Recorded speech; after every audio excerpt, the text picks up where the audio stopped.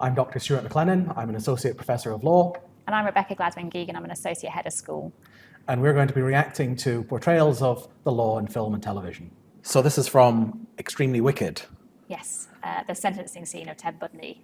Judgment, you be adjudicated guilty of murder in the first degree.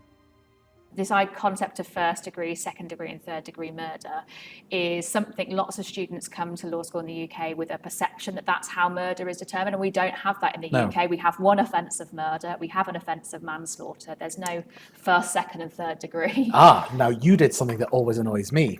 In the UK, of course, you're talking about England and Wales. Yeah. Scotland, we don't have manslaughter, we have culpable homicide.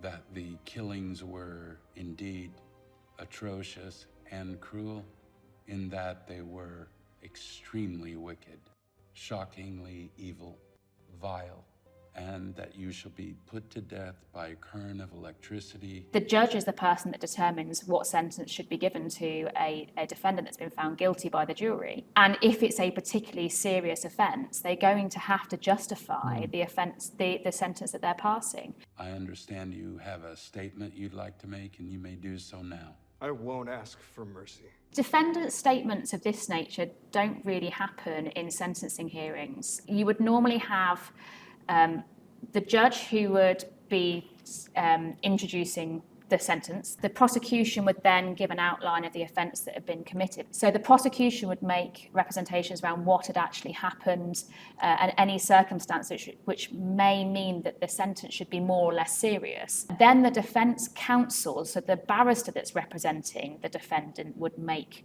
submissions. This is called a plea in mitigation. This is where they'd make representations about why the judge to sentence in a particular way. So the person's personal background or the circumstances of the offence that might mitigate against a more serious punishment. So the verdict found, in part, that these crimes had been committed. It erred in finding who committed them. The court is going to sentence the person found guilty of the offense. Your name, sir, was on that verdict. Take care of yourself, young man. I say that to you sincerely.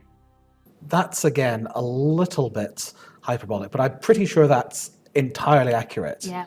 And again, a judge here in England and Wales would actually, again, usually in cases like this, express comment on the I suppose, the broader impact, because sometimes these things are a tragic waste. Now, you see, there's the pregnant partner that you would have referred to in the plea in mitigation.